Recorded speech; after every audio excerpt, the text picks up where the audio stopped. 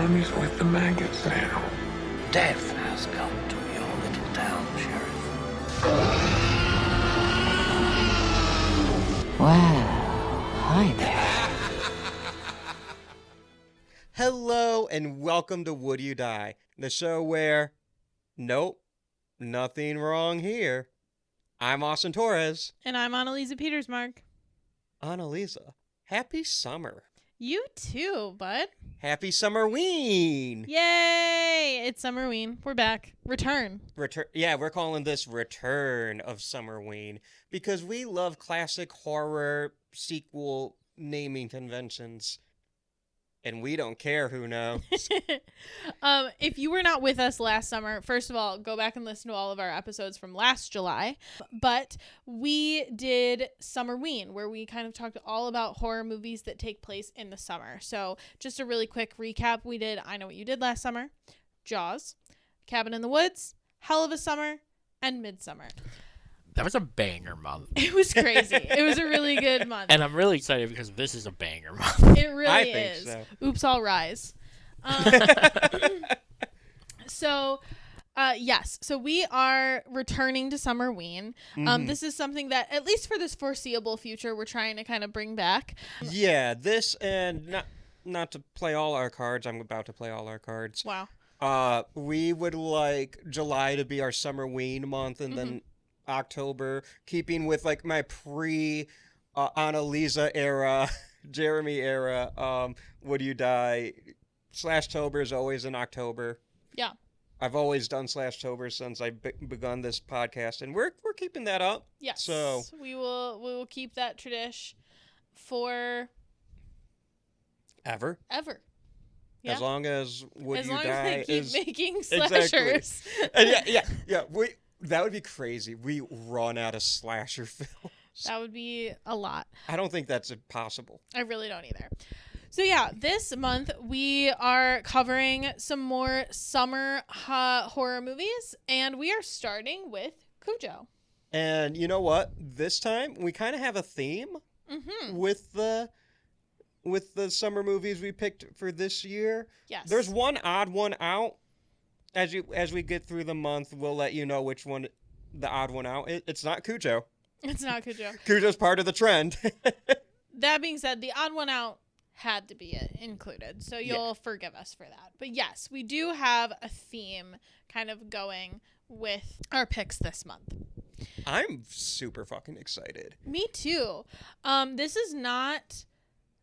This month is not filled with a lot of movie. I've seen one movie this month before this month.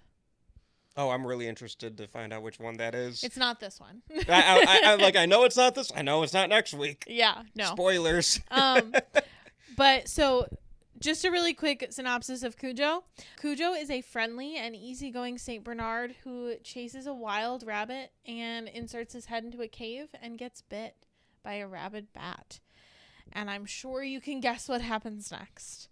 Shenanigans. We follow the Trenton family, who is advertising executive Vic, his housewife Donna, and their young son Tad, as they take their car to the rural home of the mechanic, who is Cujo's family that he lives with. And we follow kind of their relationship as well as the relationship with Joe the mechanic and his wife. And then to top it all off, we've got a rabid dog on the loose. So It's got everything. it really does. It's got a lot of things. You'll laugh, you'll cry, you'll woof. All of them. I'm sorry. No. I was going to say, for my opening quote, there were a couple I thought of doing. I ended up going with no problem here because it's funny, especially the part where the cereal commercial professor says it, and then it cuts to the news. Well, actually, there is a problem. Yes. There's a Overdone with Gone. They say that a bunch in the movie, like because Stephen King. Spoilers: this is a Stephen King adaptation. One of many we've talked about so far. Yes. Another one, because it breaks my heart. The kid scream when Cujo first attacks, the kid screams, "How did the monster get out of my closet?" And it's, And then I almost said, "Woof." It's good. So what is your personal connection with this movie? This is a movie that's been part of the quote-unquote Austin Torres canon of movies. Fair. For a very long time. I want to say I was maybe in high school when I first saw it. But it was with it being Stephen King's kind of just that dude. Mm-hmm. His material's always around. And I might have been middle school when I first saw Cujo. But it was on cable TV. Okay. I'm pretty sure during AMC Fear Fest. Mm-hmm. And there's been a couple years where, especially in that era, like for me, middle school through college, where I just watched a bunch of AMC Fear Fest, and Cujo would play relatively pretty much every year. Mm-hmm. I remember around my 21st birthday party, I went out with two guys, including friend of the show, Doug, and they took me out for probably my first legal drink. And we're at this kind of quiet place in East Lansing, and I'm having a Four Horsemen shot. Okay. And I'm watching Cujo. And I have this vivid memory of Cujo being on. That is so funny. Well, I'm about to drink this drink that's gonna hit me like a truck. And then Cujo's just kind of been around for me. It's gradually grown to be one of my favorite Stephen King adaptations. Okay. But I've seen it a lot. I've seen it, spoiler alert, I've seen it a lot more than you have. Yeah. So I'm more, what's the word I'm looking for? Not biased, but kind of like Yeah. more no, that's not the word I'm looking for, but I just like this movie a lot. Mm-hmm. And I think I should say in this section that I consider it one of the 3 C's, which are my favorite Stephen King adaptations. Yeah. Christine, Cujo, Carrie. Mm-hmm. I feel like I've said that a bunch on the pod. Yeah, you have, but like, I mean, we've now, like, with this, we will have done 2 out of 3. So yeah. So now, Christine, Cujo, Carrie. Cujo is the number 2. Mm-hmm. And it's the second one we covered. Yeah. So we'll cover number 1 one day. We will, for sure. How about you? What's your personal relationship with this film? I had never seen it. I knew, like, the premise of it, obviously. Mm-hmm. I knew it was rabid dog. I kind of avoided it for a long time because of the fact that I was worried that, for me, like, the horror elements of this movie are, like the horror elements are obvious and the moves are obvious. Yeah. But the thing that I personally find horrifying is, like, the poor dog. You know what I mean? Right. And that's the layer that, like, I'm not the only one who said that. That is not groundbreaking. That's part of the movie. But I kind of avoided it because I was like, I don't know if I would enjoy or have the enjoyment of, like, being like, oh my god, this is so, like, scary and wild and crazy, knowing that I was just, like, watching this dog die in slow burn. So I avoided it for a really long time. I did watch it today. I was kind of right about my assessment. Overall, I do think it's, like, a really, obviously, phenomenal movie. I just think, like, for me, I was very sad about the poor puppy. Yeah. What about you, Jeremy? So, as you guys know, I have read quite a bit of Stephen King. Kind of similar to what you said. Cujo, even though I knew it was, like, a classic of his, and, like, obviously, his fingerprints are all over the horror genre, both in the literary sense, but also film. Like, I mean, like, obviously, generally speaking, he's pretty involved in the projects that are made out of his books.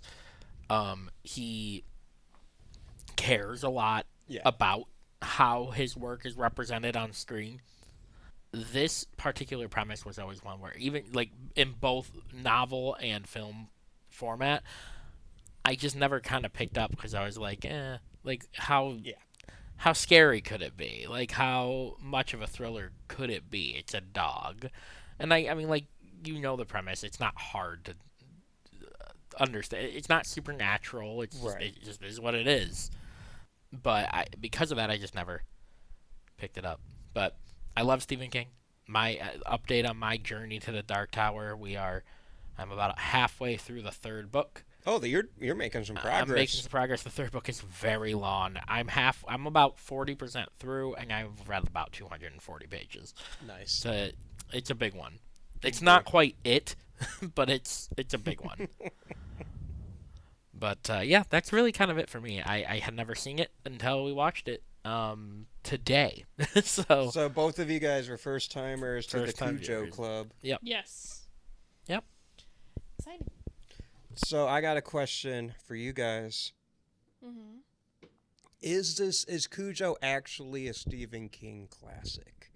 Because we were discussing this a little earlier off mic, but it only has a 3.0 average rating on Letterboxd, which isn't like the worst thing in the world, but I was surprised. I thought that was kind of low. Yeah, that does feel low to me. I would argue that Cujo is a Stephen King classic from a literary perspective. Okay. That Cujo is one of his earlier works. It is, in terms of his novels. Mm-hmm. He did 1.5 million short stories, obviously, as well. But it's one of his earlier works. I do think it's one that is recognizable in his name. But from a film perspective, is it a classic film? I don't know. Maybe not. Because I thought it was, but then like I see that rating. You guys both have never seen it before. Yeah. And I'm like, what are the Stephen King bona fide classics, right? And it's The Shining. The Shining. It's Misery. Carrie. Yeah. Those. It. I would definitely argue both iterations. Versions. Yeah. Right. I think that as far as like honorable mentions for that 5 spot, I think this, Christine, and Pet Sematary all kind of feel intertwined for me. I would say Pet Sematary has a slight edge, but I think those 3 kind of all fall in relatively the same caliber for me. Okay. Where like the reason I say that is because a lot of people, like people who are not Stephen King fans, have seen it. They've seen Carrie. They've seen well, The Shining's undisputed. He might Stephen King himself might dispute it. Right. But everyone else, undisputed, Shining's number 1. Right. And then Misery's got to be number 2. Misery won an Oscar. Right, exactly. And so I think like if you're a Stephen King, like if you're like, I like Stephen King adaptations, I'm seeking out Stephen King adaptations. After those big 3 or 4, you are looking. This is your next logical, like this, Pet Sematary, Christine. Those are your next logical like things you're looking at, and then I think after that it's like Gerald's Game. You know what I mean? Where does Stand By Me land? I was thinking Shawshank. Well, okay. I was talking horror. Horror, specifically. Okay, Horror that's specific. fair. We want to make sure. Well, because like, but yes, I think like Stand By Me, like if you're talking all Stephen King adaptations, Stand By Me is for sure up there and probably hits that 5 slot. Like, I think would say. that one Shawshank might knock everyone down a Actually, peg too. yeah, Shawshank I is think big, both too. of those movies are really interesting in that they are 2 of the most recognizable films of all time, and I think the layperson doesn't know that they are Stephen King. Right. I certainly didn't until I started like leaning more into horror, because I was like, Stephen King's the horror guy. But to kind of say your point in different words, there's an S tier that Cujo's not in. Yeah. Agreed. Yeah. Now the question is Cujo in the A or B tier? I think it depends on who you ask, probably. Exactly. Yeah. I think it depends on if you ask me or if you ask Austin. Yeah. Whereas, and I don't know if you've seen it, but like I feel like Christine is the more famous movie. I have not seen Christine. I haven't. And either. I know Pet Sematary is Pet the more Sematary- famous movie. Yes, it is. It definitely is. Because sometimes What about Silver that Bullet? is better. Silver Bullet's not one, but I've seen I that movie. love Silver Bullet, but that's B tier. Yeah, it is. It definitely is. Christine came out the same year as Cujo, correct? I know, isn't that crazy? Yeah. That's insane. That's wild. But yeah, I love Stephen King in 1983. You really do. But like, let's say Silver Bullet's solid B tier for Yeah. Stephen King adaptations. Cujo's better than that. And But is Cujo on the same tier? I don't Or think so. does it join Christine? I think it's and Pet closer. Sematary? I think Cujo is closer to Christine Mhm. than Pet Cemetery is. Or I'm sorry, than Silver Bullet is Right. to Cujo. Does that make sense? I agree with that. But I'm just kind of saying, for the listeners, what do you think? You know, comment, let us know. Where does Dr. Sleep fit in? Pretty damn high, but Because Gerald's Game in our tier list would probably be B tier, even though it's much better than Silver Bullet. I just think popularity wise. I was gonna say I think it depends on whether we're talking about popularity or quality because I'm I talking think popularity. because I think Doctor Sleep is probably an A tier quality movie. yeah, I people think didn't see it's it. probably a B-tier B tier popularity. Yeah, I think that's probably true. It's unfortunate. I'm leaning to agree with that. Yeah. So talking about our historical context because we're already kind of talking about this when we're talking about this. Right. I want to talk about Castle Rock because we've done a lot of Stephen King and we have not talked about Castle Rock yet. Like the TV show? No, like the place. the fictional town. Oh, He has shit. two, Like Derry, Maine? He has two towns that he works in a lot, and it's Derry, Maine, and it's Castle Rock. Oh, okay. I figured that was a place, but And like Jerusalem's lot, I guess. But I like Salem's. Oh, where does Salem? I'm not going back on that tangent. But so I want to talk about it because so many of our characters that recur in books and TV shows and movies of Stephen King are set in or around Castle Rock. So I know Cujo has a lot of different cameos. yes, Cujo technically, according to the, it's not explicitly mentioned in the movie. I don't believe. I would have to watch it again, but the book was set in Castle Rock, so a lot of the other characters come in. George Bannerman, he is the sheriff of Castle Rock. He's in Cujo. He's investigating. He's also in The Body, because he's investigating that murder. Yep. He's also in The Dead Zone, which I've never heard of, but That movie rules. yes. I haven't read that book. Christopher Walken. Okay. I think it's David Cronenberg. Mm-hmm. And I'm pretty sure it's David Cronenberg's most normal movie. Okay. Wild. And it's a Stephen King adaptation that has a lot to do with telepathy and telekinesis. Okay, so Joe Camber is obviously in Cujo. I'm trying to find other characters that are... I don't want to just name all of the characters in Castle Rock. I'm trying to look for characters that are specifically mentioned in... I did read Cujo for today, by the way. Oh, yeah, you did. Oh, this is not related, but I do find it interesting. Okay, so, like, this is how Stephen King's characters kind of grow and develop as background characters. Ace Merrill, who is Kiefer Sutherland's character in not The Body. What's it called? Stand By Me. Stand By Me, which Jinx. is the body in Stephen King's books. By the time he wrote The Sundog, Ace is a prisoner at Shawshank Penitentiary.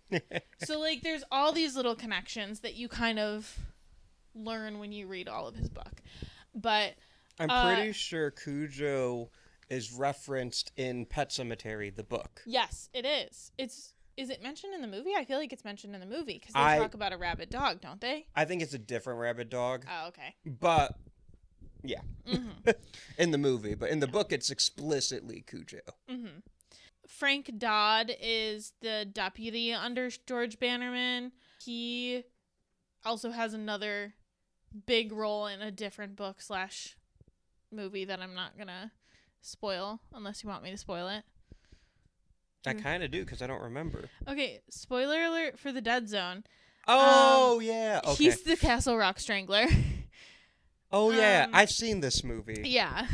Frank Dodd is referenced a lot. He's in Cujo. almost all of the books that are set in Castle Rock, so that makes a lot of sense. I'm not going to lie. When I was reading Cujo, I kept being like, who the fuck's Frank Dodd again? Yeah. Cujo is obviously in this movie. He also appears as a spirit in Needful Things. Oh, that's interesting. I should read that. An anthology book that I own that I really want to read. Mm-hmm. Gosh, there's so many characters. There's just like a lot of characters who are like appear in just all of these different things. And then Shawshank is nearby. It's like outside of the city. But yeah, like for as many books that are set in Castle Rock, there's also a ton of books that mention Castle Rock. So they mention the Advent of Cujo in Pet Sematary. They talk about Frank Dodd. Beverly Marsh talks about Frank Dodd in It. Gerald's Game, they talk about Needful Things. Tabitha King, who is Stephen King's wife, wrote a book and mentions Castle Rock.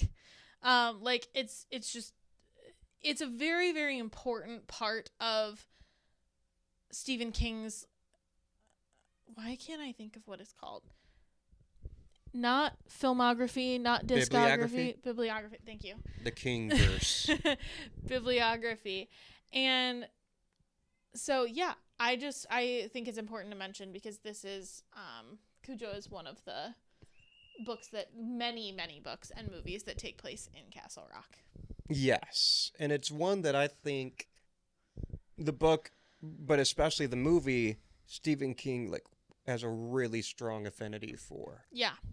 So this probably goes better under cultural impact, but I'm just going to say it now for historical context. Maybe I should save it. Okay. I'm not going to. Stephen King has said multiple times that Cujo is one of his favorite adaptations, and that Dee Wallace should have won an Oscar for her role. She in it. did phenomenal. I will say, so one of the things that we've talked about several times is Stephen King really takes from his own life, and he takes from very hyper-specific points in his life. And so this one was based on a time where he needed to go to a random mechanic as he was driving his motorcycle cross country.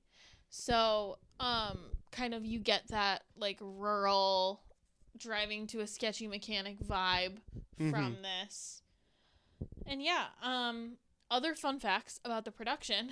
Cujo was played by a lot of things and people. Cujo was played by 4 St. Bernards. Several mechanical dogs. Yep.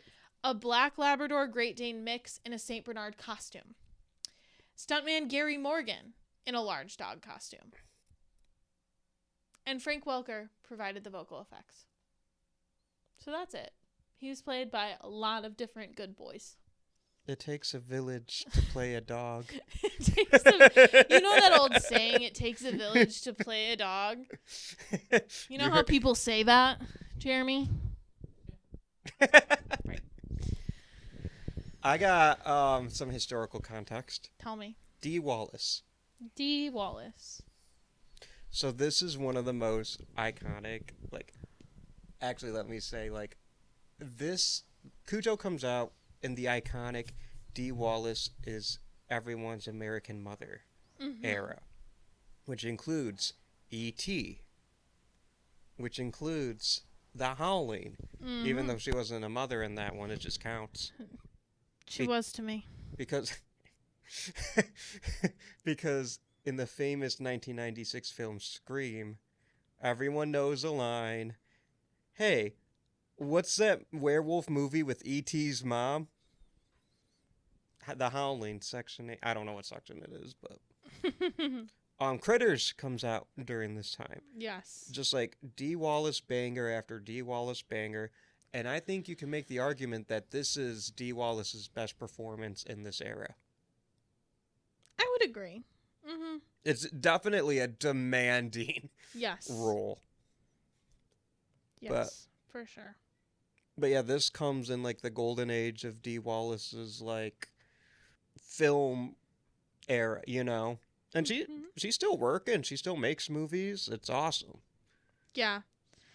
Yeah, I mean, she's been in a lot of like does a lot of like bit roles in TV shows as well. Mm. She has a recurring role in the TV show The Burrows. Like, yeah, she's been in quite a lot. She works. She's an author. She does conventions. She's busy. She is busy. So, but yeah, historical context, Dee Wallace, Stephen King. Castle Rock. Castle Rock. Dogs. Dogs. They're there. Oh, Bernard. we should talk about the animal attack genre. Yes, we should. Kind of moving into like our main theme for the month, but also, yeah, the animal attack genre. Do you want to start us off? What do you know? Well, this is kind of like the golden age of animal attack Yes. films because of a little film called Jaws. A tiny one. Everyone and their mummies were making animal attack films, from piranha to orca to grizzly to alligator, which was directed by Louis Teague, who you might know as the director of Cujo. I personally think Alligator got him this job. Yeah, Cujo comes in this kind of golden era of animal attack films. And I think it's interesting. You don't really see dog attack films. No, there are a few, but there are not. Because I think there's one called Man's Best Friend. There's one called Dogs. And then The Omen kind of...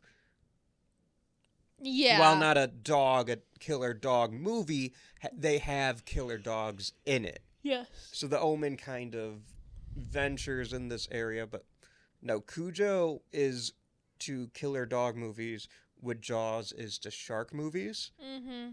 The difference is there's a lot more shark movies. There are so many shark movies. But, like, I don't think you can make Cujo today. Explain. I think if a studio, this is to, like, I don't think an independent film would do this. I don't think an independent production company would try to tackle a property like Cujo. Okay. But I think if a studio would remake Cujo today, they would use CG. And they wouldn't use CG where it makes sense. They would use CG for all of it. Yeah. You see a lot of CG animals in movies nowadays because it's easier to work with computers than it is to work with animals. And you see, like we just saw the new Steven Spielberg movie that had a lot of CG animals. Mm-hmm. And in fairness, it's a lot harder to train a deer than it is a dog. But still, back in the day, you just would have got a deer from, I don't know, somewhere. I don't think a studio would want to bother training dogs or like hiring an animal trainer, making those puppets and animatronics like they did back in the day. Mm-hmm. An independent film company, I don't know if they could afford to have all, like, Cujo's a property in the middle, you know? You don't need the biggest budget for it, but at the same time, I don't think an independent production company today, at least, would be able to afford hiring all those dogs and making those animatronics and suits. Mm-hmm. And like I said, the studio would just make it computer. So, I don't know if Cujo would ever be remade. Because you need a lot. And I don't know if Cujo came out today, if it'd be a hit, because, like, doesthedogdie.com, like, Mm-hmm. I mean, I love the animal lovers, but I think they would throw a fit if a movie like Cujo came out today. Yeah, I think that's probably fair. The misconceptions around like what rabies actually does to dogs is Right. But then again, Primate came out this year. And Primate, not to say too much about it, Primate's basically Cujo with a chimp. yeah, The storyline's Cujo. that's fair. So I got a question for you. Mm-hmm. You had brought up on last week's episode 69, nice, Train to Nice. Busan. Check it out if you haven't listened to it already, and if you have, thank you very much. Mm-hmm. That you loved horror movies where the characters are trapped. Yeah. This is a trapped movie. It is. That is true. Yes. And I do like that concept, and I do like that part of this movie. I think for me, it was almost too small. I think we went from too big to too small. Because the problem is like, there is not a lot that you can do with the action of this movie. It's all tension, which is really good, but I don't know that it can be all tension. There's no, like, there's only one time really where they got out of the car and, like, didn't just face a brutal animal attack immediately, and it was when he had to go to the bathroom. Right. And that was pretty much it. Like, other than that, they were immediately faced with dog. There is nowhere to run. There's no resources, really, that they could use in the car to help them.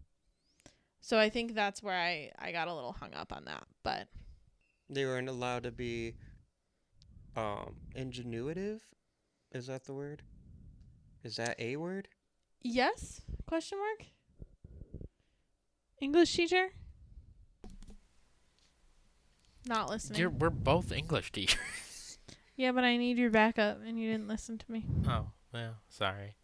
We said Jeremy sucks. I was actually like 19 times in a row. No, I was actually just sitting here like spinning the wheels in my head and going, Buried. That's a trapped movie. 127 hours. That's a trapped movie. That was kind of my. Jeremy went on his own silent tangent. And maybe that's why I didn't like that. That's funny.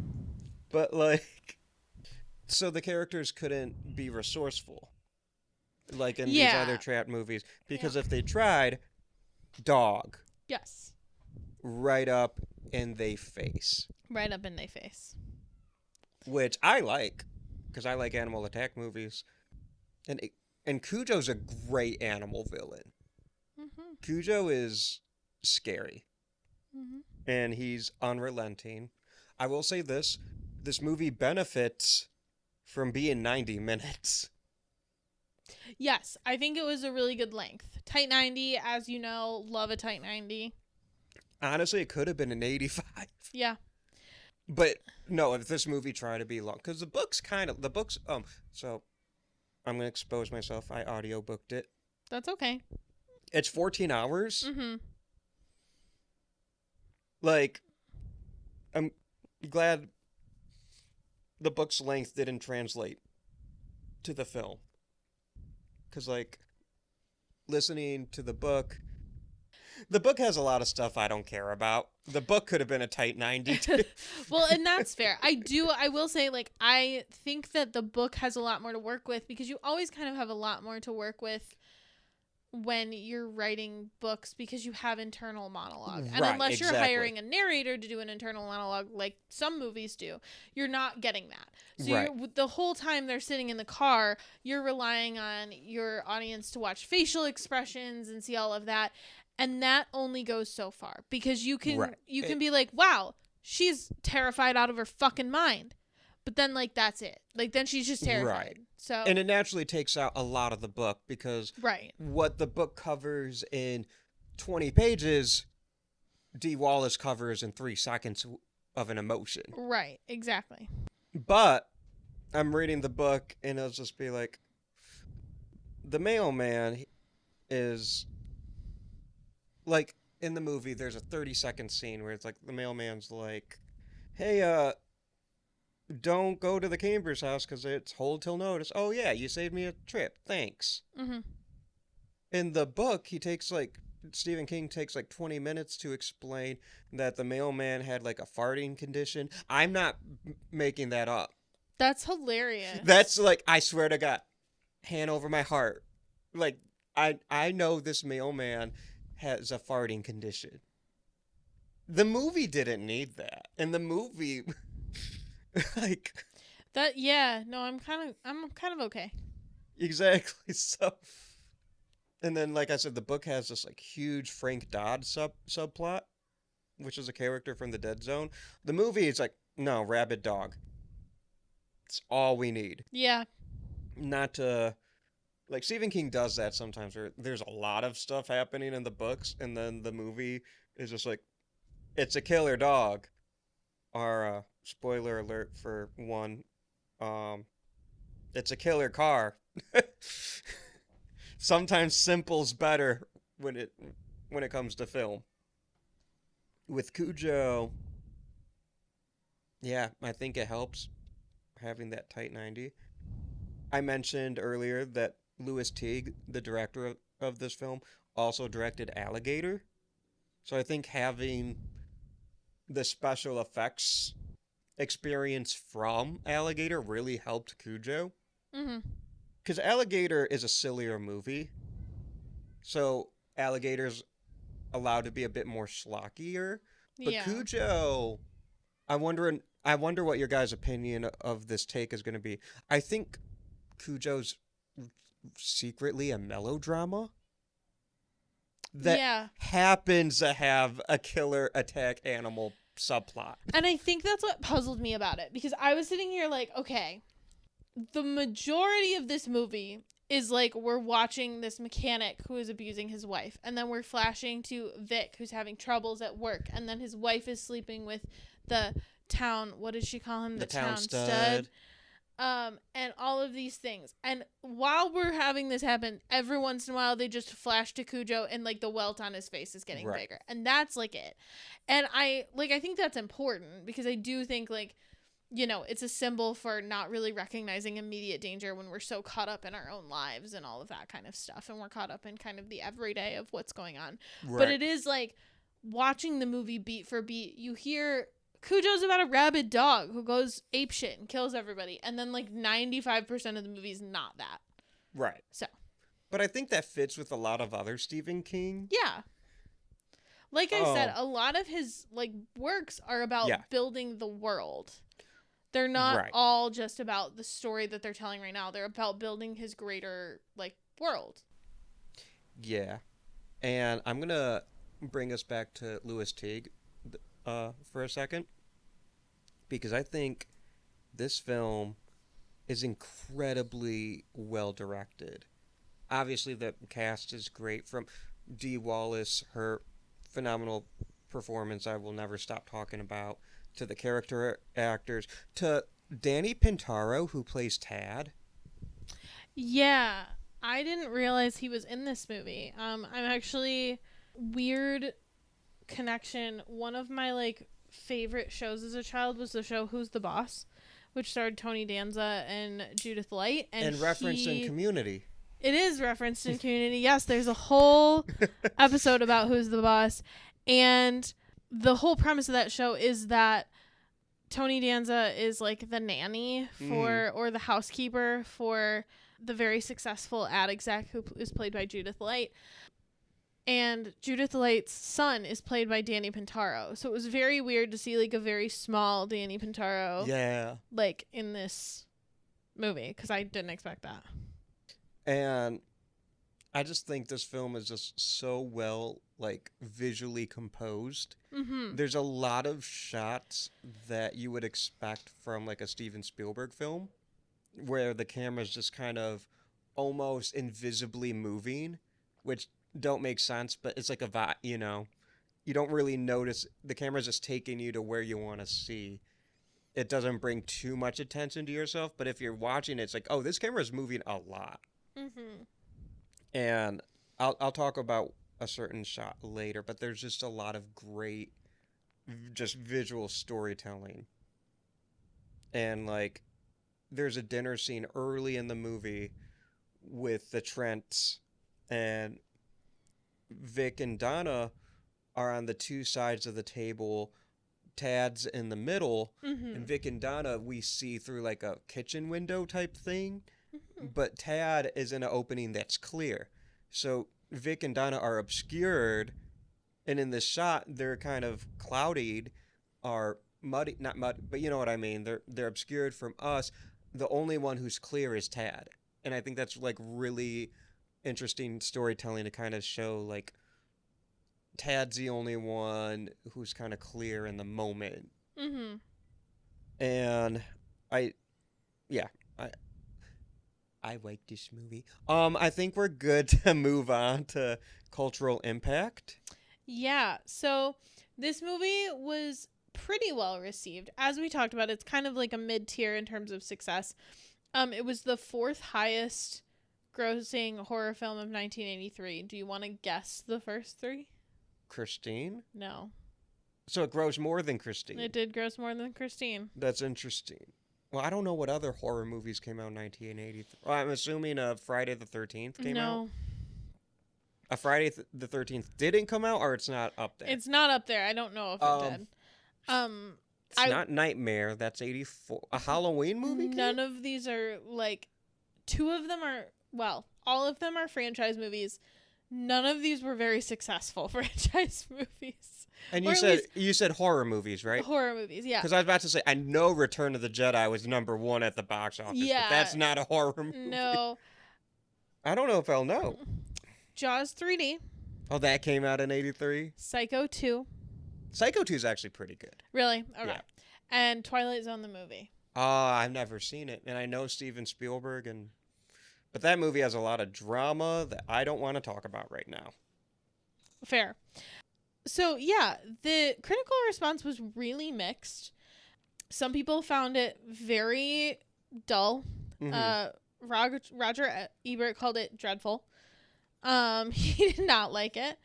But Linda Gross of the LA Times was like, no theater is air conditioned enough to justify watching this scary, gory, and beastly movie. So she thought it was scary. Yeah, exactly. There are a few people who argue that this is actually one of the scarier horror movies because of the fact that it has no fantasy elements.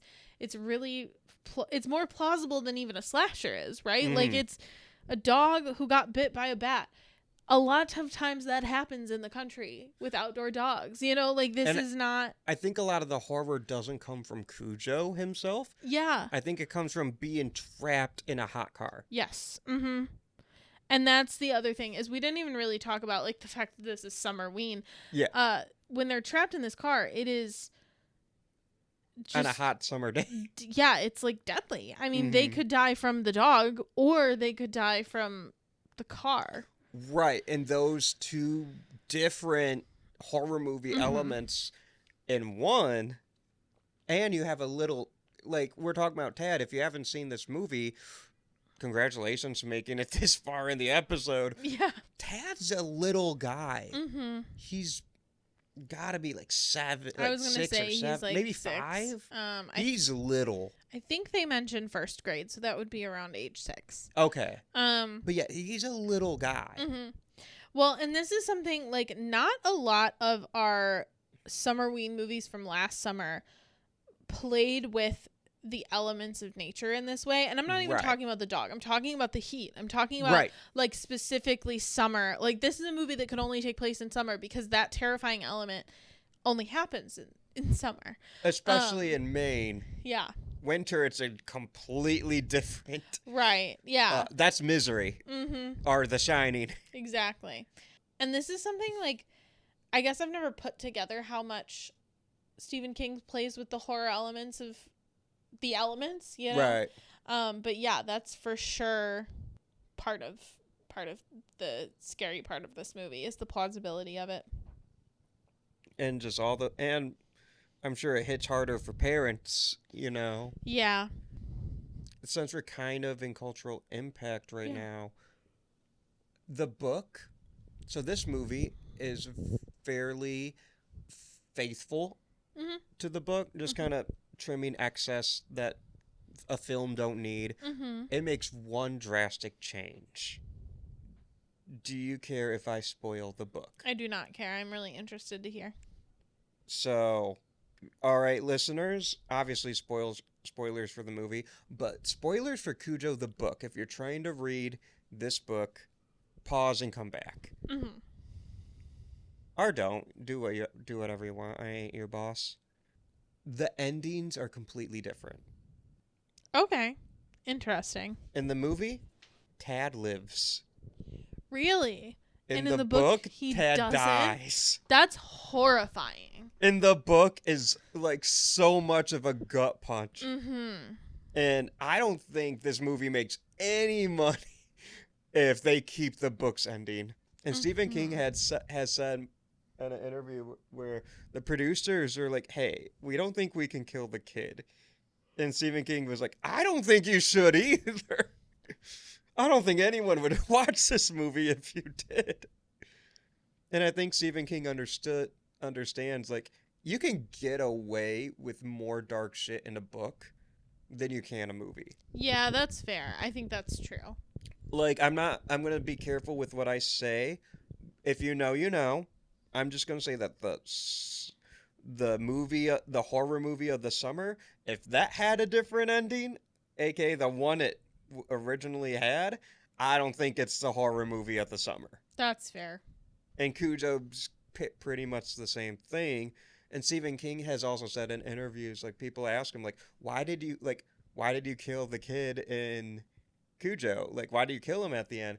And Stephen King, because the way he writes, he's like, I didn't know he was gonna die either. It's just the way I wrote it, and I was surprised, just like you guys. Yeah. And so I finished that book earlier today. And I knew that was coming because I've listened to a lot of interviews, but I'm still like, damn that. And then the book ends with like the aftermath of like the certain characters. And the very, very ending, he talks about how Cujo's body's cremated and just stuff like that. And one of the last lines of the book is, and Cujo actually tried to be a good dog. I can't believe that. That's so fucked up. Sorry. The book, you jump around from different characters' monologues. And you get put in Cujo's head a couple times. And Cujo's head is just like, he doesn't know why, but he is imagining tearing apart the boy. And he's talking about the Joe Camber's boy, Brett. He's imagining himself tearing apart the boy that he loves, the boy that he would die for, and eating him and drinking, and just like, and he doesn't know what's happening because a dog doesn't like understand the concept of sickness. So yeah, it's a sad read. this is horrifying. Yeah. I don't want to do this anymore. Well, don't read this book. Okay. The movie has that level of separation, which I think is more digestible. Yeah, Pet Sematary was a sad read too. Yeah. But but yeah, with Cujo, I just think I don't think it has as much cultural impact if it keeps that ending. Yeah. Which is such a downer. But then in the movie, you get the classic, and the killer comes back for one more scare. Which I love. Yeah. That one. It's a trope I love, but in Cujo I just think it works really well in Cujo. Because the shot, Cujo just bursts through the window. You think he's dead already, and he just bursts through. Yeah. The shot leading up to it, it doesn't quite telegraph that Cujo's going to come through, but you can still clearly see it happen when it does. For sure. And then, just for more cultural impact, Cujo, I think, while the movie we could argue about, is it famous, is it not? The name Cujo means scaly dog now. Yeah, absolutely. Like, I just imagine how many Chihuahuas are named Cujo for the irony, Yeah, and how one day I'll probably do that. for sure. But yeah, Cujo the dog is like pop culture, like, and for movie dogs, is Cujo on the Mount Rushmore of movie dogs? Yeah, I think so. Jeremy made a really interesting point earlier today off mic. Oh yeah, I did. I said Cujo is everything that Squints Palladorus thought that Hercules was. In Squint's defense, maybe he saw Cujo It's not too impossible. young. Yeah. Because Hercules, that's a Saint Bernard. No, that's not a Saint Bernard. Yeah, he's the Saint Bernard. I Is think he? he is. I don't yeah. remember. I haven't seen The Sandlot in But also, forever. Cujo came out way after The Sandlot is set. Oh, okay. I forgot The Sandlot was He's a an period English piece. Mastiff. Yeah. Oh, okay. And I didn't remember The Sandlot was like a period piece. So that's my bad. I don't know the difference between a Mastiff and a fucking Saint Bernard. They look the same. Saint Bernards have like more fur, I think. Okay, fine. Yeah, he's just a fuzzy Mastiff. But no, yeah. Okay, Hall of Fame movie dogs. Well, Lassie's number 1. Yeah. And then Old Yeller? Old Yeller's up there. I think Cujo, I think Hercules is up there. Maybe Tintin. Yep, Tintin. Toto. Toto's okay. Toto's the goat. Toto's the number 1. You're right. There's actually so many. Now I'm like Air Bud. That's why I'm like, but I think Cujo gets in. I think he does. I think it's Lassie. I think it's Toto. I think if we're doing top 10, Okay. Cujo's in there, Lassie's in there, Toto's in there, Old Yeller's in there, Air Hercules Bud. is in there, Air Bud is in there. Scooby-Doo. Scooby, yeah. But Scooby's kind of TV. I know he has movies. No, but like he's an icon. He is Right. the moment. I was gonna ask the Snoopy count. Like same Snoopy thing. does have a movie. That's fair. Snoopy, fucking Beethoven. Beethoven, right? Billy Joel and Oliver and Company. Billy Joel and Oliver and Company. I don't remember the dog's name. Maybe he's not on the list if I can't remember the dog's name. I don't know that he's on the list, but I do think he's iconic. His name is Dodger, by the way. Why should I worry? It's a Oliver Twist adaptation. Oh, yeah, he that is makes the sense. Artful Dodger. That makes sense. Why should I worry? Why should I? care? Precious from Silence of the Lambs. Maybe. It's a cute dog. Yeah. There are a lot of cute dogs that are not like the main. The husky from The Thing. Balto. Balto. Oh yeah, Balto too. All right, I'll tell you my Mount Rushmore of movie dogs, and I'm not considering Scooby-Doo or Snoopy Okay. because they're bigger. Okay. Toto, Lassie, Cujo, Air Bud. That's my Mount Rushmore. Okay. Now I want to watch Oliver and Company. I love Oliver and Company. A question from the Stand By Me: is Pluto a dog? That's true. That is in Stand By Me. Yeah. And the answer is yes, Pluto's a dog. What are we talking about? That's so funny. I forgot about that. But I've only seen that movie like once or twice. That's crazy. I've seen that movie probably 1,000 times. Not 1,000. Okay, but I've seen Cujo like That's fair. 100 times. But like Stand By Me. We just swap. Stand By Me has Yeah, Stand By Me is probably the I've seen bigger movie. both of those Yeah. movies once. Exactly That's wild. once. I love that. They are equal in Annaliese's eyes. But other than just the fact that Cujo is like one of the goats of cinematic dog He is the horror dog. Only just recently, with last year's Good Boy, do we have like another dog that takes center stage in a horror film. Yeah. And in Good Boy, he's the good boy. He is a good boy. And his name's Indy. Indy Navarro? I was thinking like Jones. But yeah. Yeah. Also, Indiana Jones was named after the dog. That's true. You were named after the dog? Anyway, Indy. are we ready for our dog relatives? Our Cujo Our litives? Cujo relatives is better. Our rabies litives? Our superlatad? Our good boy lives. Super D litives? Rabbit relatives. Yes. Cool. Who would you save? I think we have the same answer. Probably. Unless we're counting the book. In which case, I'm still going to say the same thing. Ready? 3, 2, 2, 1. Cujo. Cujo!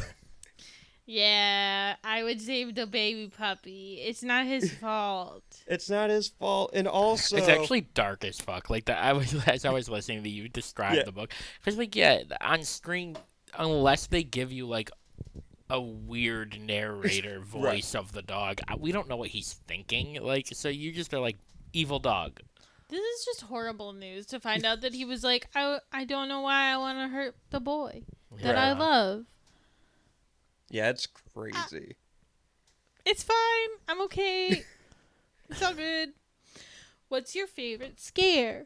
So I'm can't- about to go off. You can't take fucking mine. Well, what's yours? No, it's okay. Go ahead. What is yours? No, because this is more important for you. Okay. You need this. So Cujo actually has one of like the best jump scares ever, in my opinion. You are gonna take mine. There is a scene when Donna and Tad first arrive at Joe Camber's farm. Mm-hmm. And they don't know that Cujo's rabid. They had only been there once before. Mm-hmm. They don't know that Cujo's rabid. And there's a shot where it's set up like your standard POV shot. And now in 1983, Jaws had come out. Halloween had come out. Friday the 13th had come out. A bunch of different horror movies and more. You know, there's more that use POV. POV's a standard shot in horror movies by this time. It's constructed exactly like a POV. Mm. And we are inching and we're like kind of turning the corner of the car and we're inching closer and closer and closer to Donna and Tad. And you think we're about to lunge in for the it makes you think you're in the dog's point of view and that you're about to lunge, but the camera just stays. And then Cujo comes from the other side of the car and just jumps, and it's this great scare. And I think it's an all-timer. What is your favorite scare? That's actually not my favorite scare, but I do like that one. My favorite scare, very straightforward, very simple. They're in the car. Ted is freaking out. He's really upset. He's like, the monster from my closet is out here. And she goes, it's fine. It's just a puppy. And then he jumps on the hood of the car and starts digging. Yeah. It scared the fuck out of me. I loved it. The scares in this movie are really good. And I don't think we talk enough as a society about Cujo's jump scares, or just scares. Mm-hmm. Jeremy, did you have one? I don't know if we usually ask you We this don't. one, but we should start. It was this. My answer is not gonna make you want to keep asking. No, it's one of the two that you guys like just mentioned. I also think like this is not a jump scare moment. Like the two that you guys mentioned are both jump scares. Right. The general feeling of helplessness watching her just sit in the car with like her son in the back seat dying and like just this like I literally cannot get out. I can't go get help. Right. What do I do? And this like the general just like dread and feel like that. It's an elongated scare, but it's effective. It's a really tense movie. Yeah. And before we move on to the next superlative, I just want to give an honorable honorable mention shout out to, I think, Cujo's probably most iconic shot that gets ripped off still. I can't remember I saw it in a movie recently, but I can't remember what it is. But I remember doing the Leo point. Cujo! The shot. So after Donna tries to do something, she gets out the car and Cujo mauls her. She is able to make it back in, but she got like, mauled and severe bite wounds. Mm-hmm. She makes it back to the car, but she's starting to pass out, and the camera whips to Tad, who's crying because he's 6, and his mother's all bloody, and there's a monster outside. Then it whips back to Donna, and she's losing it, and then whips back to Tad, and he's crying, and whips back to Donna, and boom, boom, boom, boom, until the camera's just spinning and spinning and spinning, and the music's going crazy, and I'm just like, that's cinema, baby. It's such a cool shot. It is a cool shot. That is a shot that brings attention to itself. I will admit that. That's super fair. What is your Tony Todd Award for movie MVP? My Tony Todd Award winner for movie MVP, I'm just going to go with the easy answer and say Dee Wallace. That's fair. I'm going to go with Danny That's Pintaro. the two of them together is terrifying. I also kind of want to give a shout out to Dee Wallace's husband, Christopher Stone. Mm-hmm. We've talked about him before. He was in Howling. I don't know if I ever put this together, but I am almost 100% sure after watching this movie that another movie that we've covered has a character named after him. His character is Steve Kemp. Mm-hmm. And there is a character in Fresh, the main antagonist in Fresh, played by Sebastian Stan, whose name is Brendan Kemp, and he goes by the alias of Steve. So I have a feeling that was purposeful. But That's a wild, like, reference for Fresh to make. But I think you're right, because next week we're going to talk about Stranger Things. we are. I also noticed that, and I was for writing a that. random pull. So Yeah. it happens. Yeah, I think that's real. But I thought he did phenomenally as well. He's a very scary secondary antagonist. And he passed away In 1995, Right. of a heart attack. but I think it's cool that he got to be in a couple movies with Dee Wallace. Yeah. But in this one, he's a dick in this one, but it's kind of a juicy role that you could tell he's loving to. And I'm sorry, the way that the movie introduces the concept of their affair with him playing the trombone in bed is It's crazy. a literal tromboner. Austin, I'll be here all week. I hope not. You need to go home. Go home, Austin. Austin, have you ever met anyone from this cast? I have met Dee Wallace. Really? Mm-hmm. That's awesome. She's lovely. I bet. Is the score better than Jaws? No, No, it's not. but I really like it. I do like this score. I listened to the score at work earlier this week. The score is done by Charles Bernstein, who is probably most known for doing the first Nightmare on Elm Street. Yes. He's done other stuff. He did a lot of documentaries.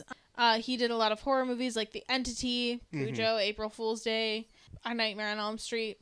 But he mostly did documentaries and was mostly known for A Nightmare on Elm Street.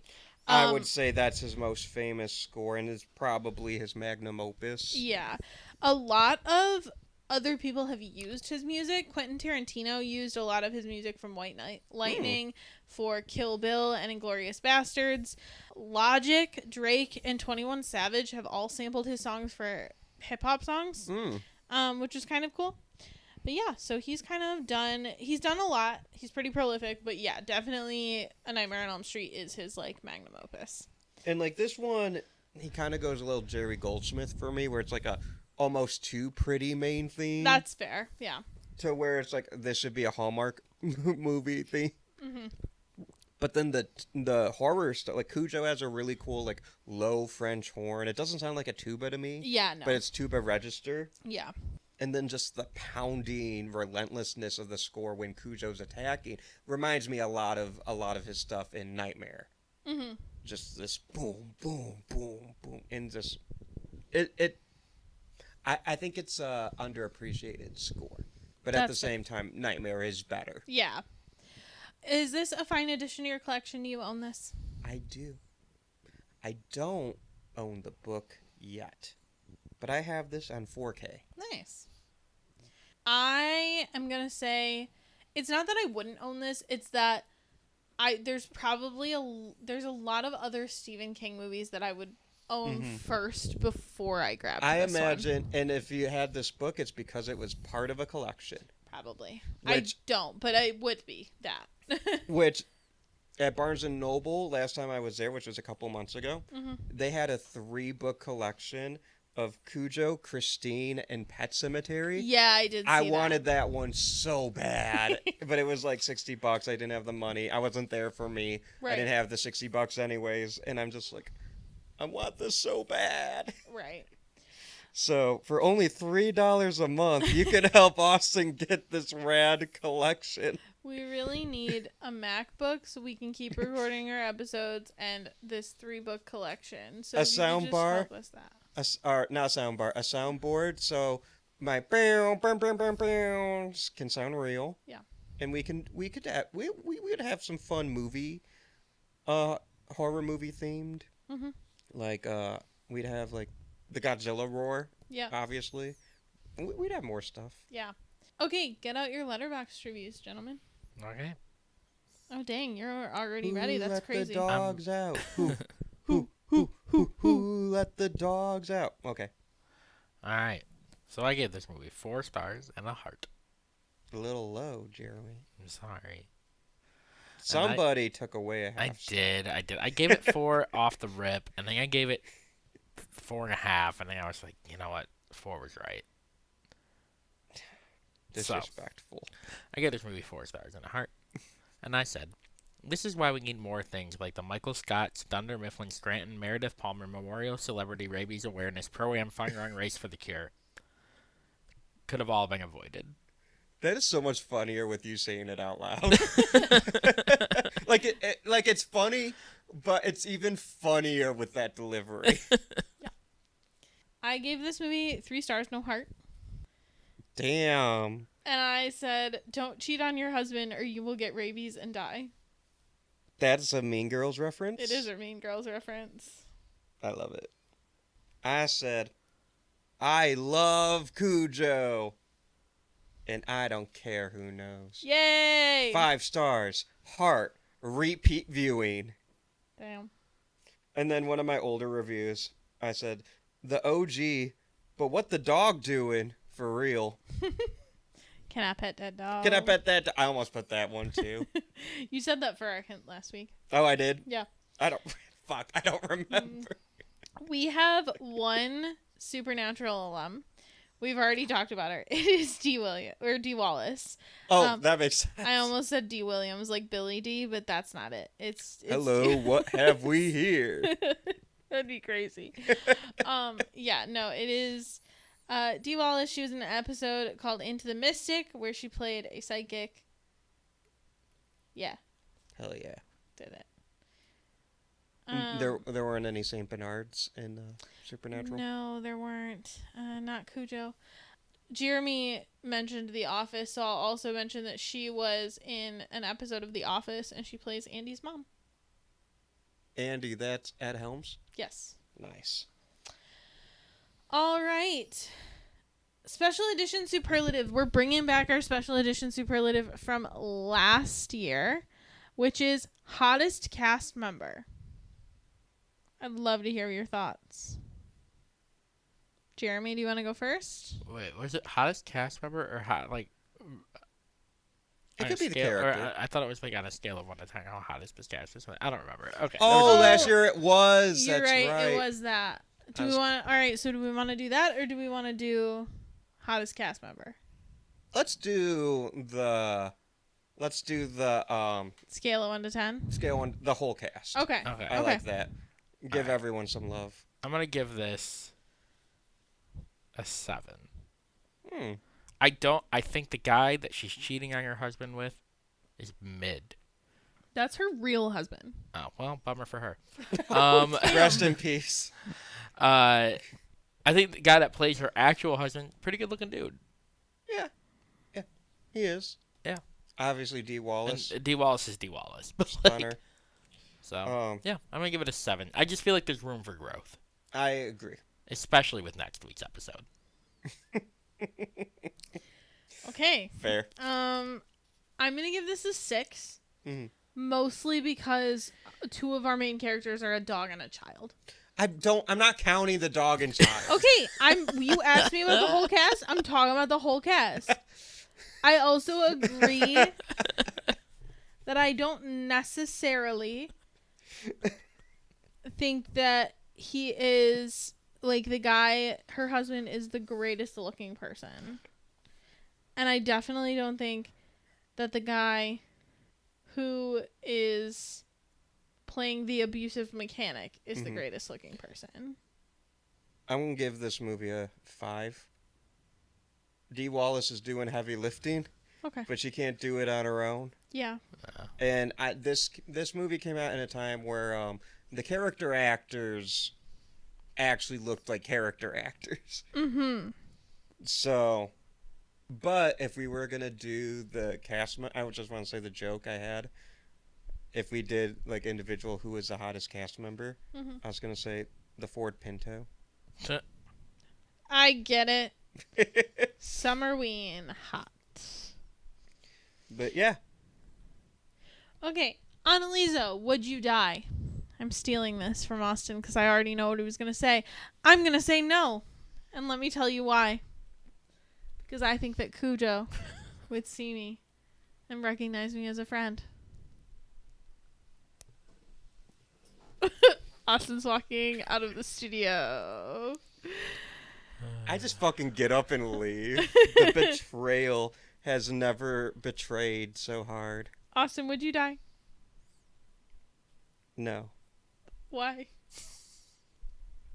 Because I would like to think that even through rabies, Cujo would see me through the mud and the blood and recognize me as a friend. I'm taking it back! What about the Ford Pinto, man?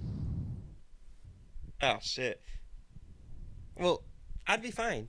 Because I have a Honda Element. Jeremy? And we don't break down like that. That's fair. Jeremy, would you die? Dude, Cujo's inner monologue is that he doesn't see a child and recognize him as a friend. Or worse, he does recognize him as a friend and is like, I actually don't even care that he's my friend. I still want to kill him. Yeah. Yeah, I died. I don't think we talk enough how vicious Cujo. Like, He's Yeah. fucked the up. deaths are. It's a violent movie. His whole face is fucked up. Real bad. Mm-hmm. Yeah, Oh. his eye goop. I don't like his eye goop. Huh. The effects are so good. The effects are This- really, I was going to say, I think this is Stephen King, like the most underappreciated Stephen King adaptation. I think that's probably a fair argument. I was going to say, like, I didn't give a Tony Todd award, but I would give it to the entire effects team. No one asked you. Well deserved. Yeah, nobody asked me exactly. Way to make me feel like part of the team. Well deserved that we didn't ask you. Yeah. I guess the effects team are not kidding. But they would get mine because I think that's a great the pick. fact that they had to work with 4 separate dogs, 5 dogs and 5 a person. dogs. Yeah, I mean there's a lot going on there. Yeah. So, Yeah. You're thinking the 4th St. Bernard's. right. So And then there was another magical 5th dog. Yeah. Okay, Austin, where can the people find you? the people can ask me. The people can ask him questions on. The people can find me asking Joe Camber, "Can I pet that dog?" On the social medias at Austin M. Torres. Follow me on Letterboxd. Follow me on Insta. You can subscribe to the show on YouTube, where we have other videos. including my short films like Ice Cream, The Blood Witch, my upcoming short film Dietary Restrictions, and the Cujo-inspired Spider. Watch that one. That one could use some views. You can also subscribe to our Patreon, where for only $3 a month, you guys are laughing, and it's taking me out. I'm sorry. It was crazy, man. Spider needs help. Help it. Watch Spider. Comment, hey, I'm doing you a favor, Austin, and I will like it. Anyways, for only $3 a month, subscribe to our Patreon, where we got the Godzilla Project, because we like Godzilla, and we don't care who knows. Don't. Sorry. And a whole lot of other fun shit that you guys would like. Anneliese, where can the people find you? The people can find me sitting inside my Ford Pinto with no air conditioning. No. You can also find me at Whimsawillow on all social medias. And coming soon, you can find me and Jeremy on Sledgehammer Horror's My First Horror Movie segment on their YouTube channel. We are filming with Ken Sledge over there on Ken and Ashley's channel, and we're really excited to be on their podcast. We did a live show recently, which actually the audio for that has been posted, I think, a week ago. And so, yeah, they invited us to be on, and we're really excited. I'll let you know as soon as we know the date that is actually coming out, but be on the lookout for that. Subscribe to them. They're great. Jeremy, where can the people find you? The people can find me being a cat person. You can also find me at Annually Funny across all platforms. Thank you, Jeremy, for producing our podcast. Thank you also to Josie Palmer, who produces our theme music and composes it as well. You can check out her other stuff on Spotify and Apple Music. You can also check out our graphics on our social media, which are done by Alec Gibson at Crosshook Creative. You can find his work at wearecrosshook.com. Austin, do you have a hint for the next episode? If it bleeds, we can kill it. But until then, I'm Austin Torres. And I'm Anneliese Petersmark. Be a good boy and try not to die.